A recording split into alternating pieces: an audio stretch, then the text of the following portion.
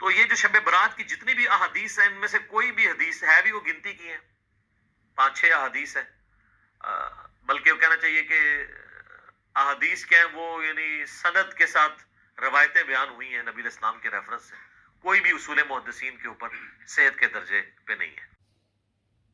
ایک حدیث پر عمل کر رہے ہو تو بقیہ حدیثوں کو چھوڑ رہے ہو نا، تاریخ احادیث ہو، قتل کر رہے ہو حدیثوں کا، قتل کر رہے ہو روایات کا، اس کے باوجود حدیث کے نام پر تم اہل سنت والجماعت کو صراط مستقیم سے ہٹانا چاہتے ہو۔ نہیں 2.5% ہو، وہی رہو۔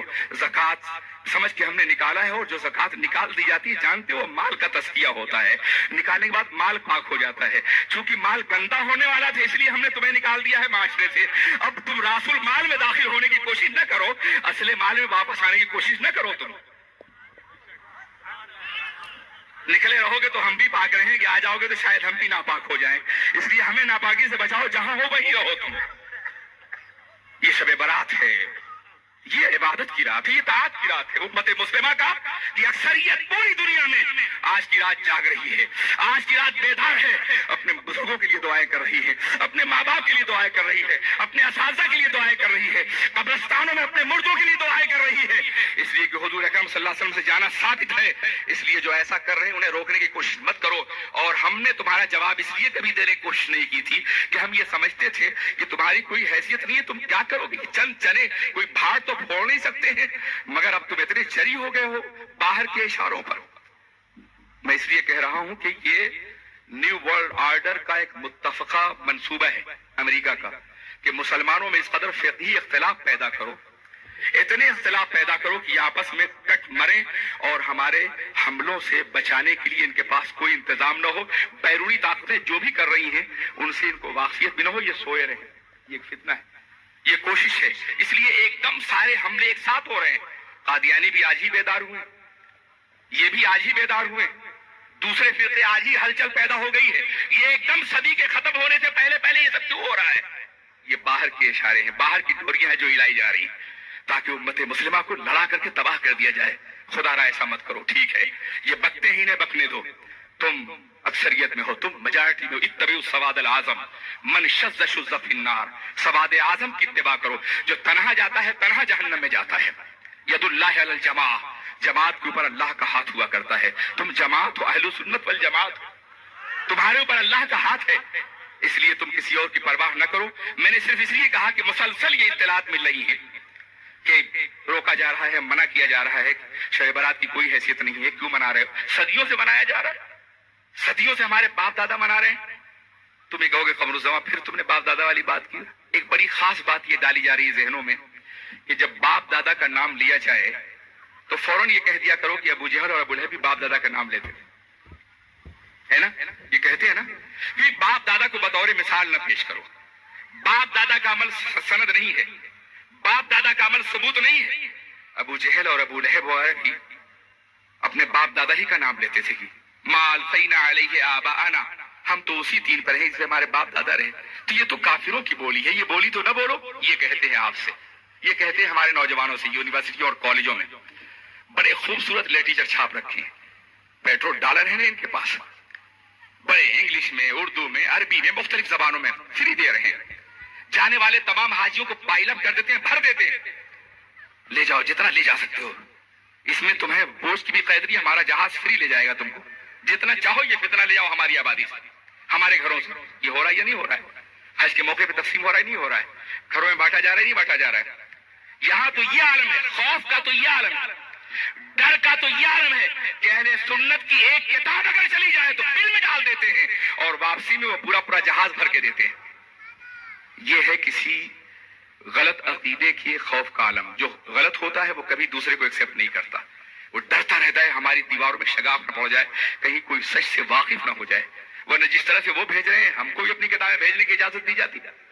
لیکن بہرکیف یہ ہو رہا ہے، اور یہ ہو رہا اسی لیے رہا ہے تاکہ یہ اس قدر لڑیں، لوگ اس قدر لڑیں، اس قدر لڑیں کہ انہیں اپنے مسائل کا احساس نہ ہو کہ دنیا ہمیں لوٹنے کے لیے کیا تیاریاں کر رہی ہے اور کیا انتظام کر رہی ہے اور کس طرح سے۔ تو یہ بھی کہتے ہیں کہ یہ باپ دادا کا نام نہ لو۔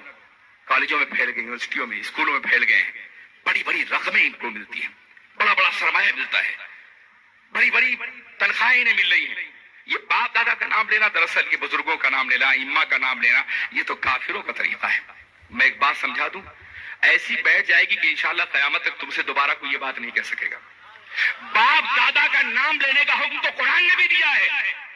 یہ نہیں فرمایا کہ جو ہمارے باپ دادا یعقوب، یوسف، ابراہیم اور دوسرے لوگ کرتے تھے وہی ہم بھی کر رہے ہیں. کیا قرآن پاک نے یعقوب، ابراہیم اور یوسف کا نام بار بار باپ دادا کے حوالے سے نہیں لیا؟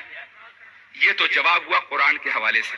اور دوسرا جواب سنو، کافروں کے باپ دادا کو اس لیے منع کیا گیا تھا کہ کفر سے جو چیز ورثے میں ملتی ہے وہ کفر ہوتی ہے.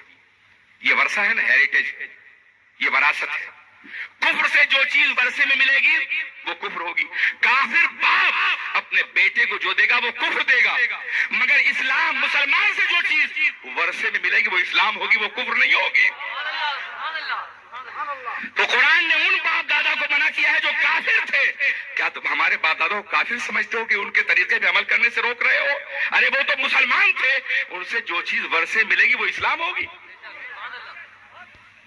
تو یعنی جملہ صرف یاد کر لو، کفر سے جو چیز ورثے میں ملے گی وہ کفر ہوگی، اسلام سے جو چیز ورثے ملے گی وہ اسلام ہوگی. اور پھر جو کچھ تمہیں ملا ہے وہ ورثے میں نہیں ملا ہے. کیا تم انکار کر سکتے ہو؟ یہ احادیث کا جو چین ہے یہ کہاں سے آئی ہے؟ کیا یہ باپ دادا سے منتقل نہیں ہو گئی ہے؟ تم نے اپنے استاد سے روایت کی، انہوں نے اپنے استاد سے روایت کی، انہوں نے اپنے استاد سے روایت کی، انہوں نے اپنے استاد سے روایت کی، انہوں نے اپنے استاد سے روایت کی، اور روایت کرتے کرتے سیدنا ابو ہریرہ سے روایت کی، اور انہوں نے کہا کہ اللہ کے رسول نے یہ فرمایا.